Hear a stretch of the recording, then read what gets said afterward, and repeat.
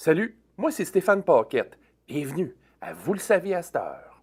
Dans cette capsule, je plonge dans le monde du sport pour vous présenter une athlète, une militante, une animatrice ainsi qu'une ambassadrice qui, à l'âge de 14 ans, est passée à quelques centimètres de perdre la vie, mais qui s'est retrouvée quelques années plus tard sur la page couverture du magazine Time. Puis est aussi comme devenue la première femme Mohawk du Canada à se rendre aux Jeux olympiques. No biggie, tu sais.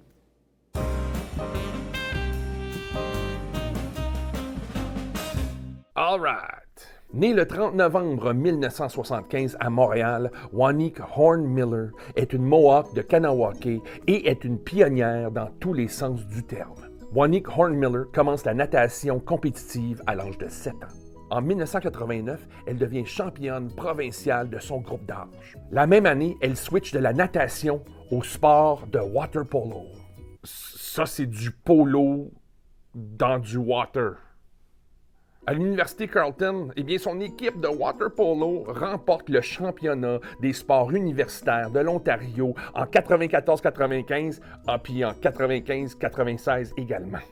Puis Wanique Horn-Miller, dans tout ça, elle devient la première étudiante de l'Université de Carleton à recevoir le prix de l'athlète féminine de l'année 3 années de suite.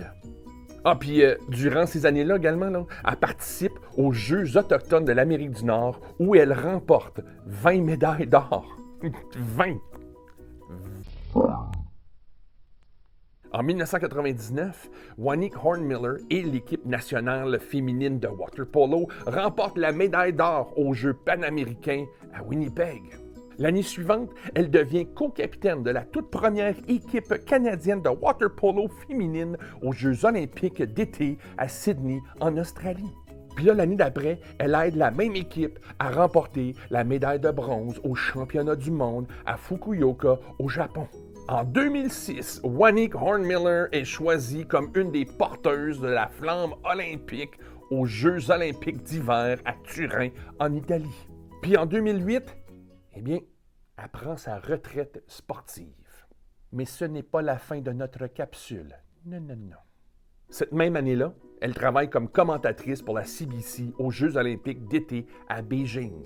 En 2010, elle assure la couverture des Jeux olympiques d'hiver de 2010 à Vancouver pour le réseau de télévision APTN. C'est là qu'elle va remarquer qu'il y a très peu d'athlètes autochtones. Elle décide donc de devenir l'ambassadrice du programme Indigenous Action de l'Assemblée des Premières Nations, où elle travaille à développer une stratégie nationale autochtone en matière de sport, de conditionnement physique et de bien-être.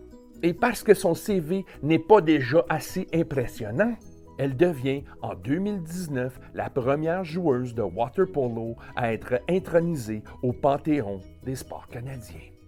Bon, OK, c'est ça qui est ça. Ben voyons, là. Dites-moi pas que vous avez déjà oublié ce que je vous ai mentionné au début de la capsule. À l'âge de 14 ans, est passée à quelques centimètres de perdre la vie. Elle est presque morte à l'âge de 14 ans.